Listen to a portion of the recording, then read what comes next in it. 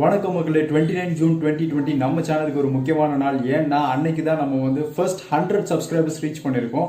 So இந்த சந்தோஷமான விஷயத்தை கொண்டாடுறதுக்காக நம்ம வந்து கறி மீன் குழம்பு செஞ்சு சாப்பிட போகிறோம். இந்த கறி மீன் குழம்பு நம்ம மட்டும் செஞ்சு சாப்பிட்டா நல்லா இருக்காது அப்படின்றதுக்காக இதை ஒரு வீடியோவாக எடுத்து உங்களுக்கு ப்ரெசென்ட் பண்ண போகிறேன்.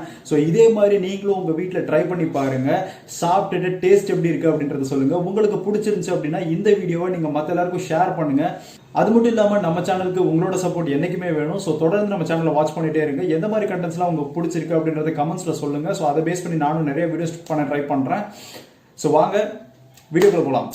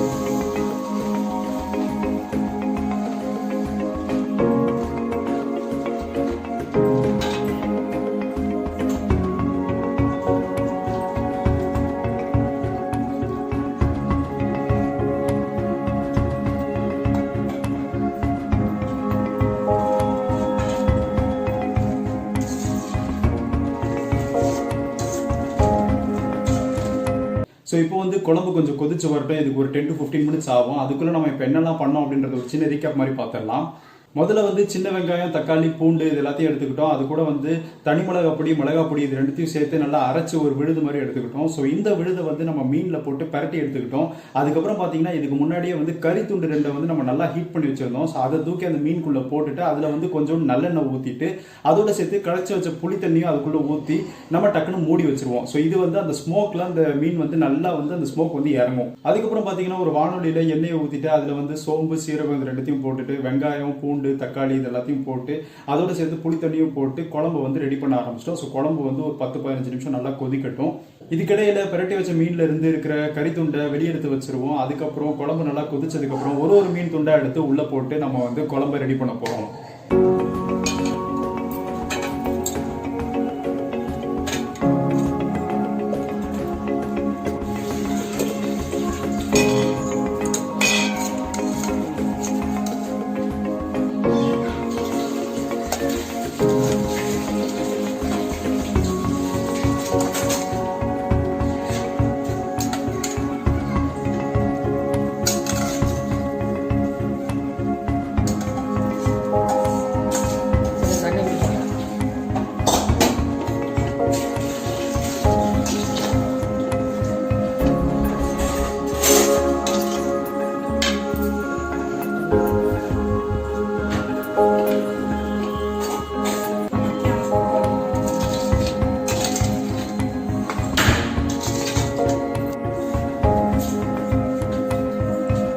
நம்ம மீன் குழம்பு ரெடி ஆயிடுச்சு. நம்ம இப்போ சாப்பிட போகிறோம். ஸோ இதே மாதிரி நீங்களும் உங்கள் வீட்டில் கறி மீன் குழம்பு செஞ்சு சாப்பிட்டு பார்த்துட்டு கமெண்ட்டில் டேஸ்ட் எப்படி இருந்துச்சு அப்படின்றத கண்டிப்பாக சொல்லுங்கள்.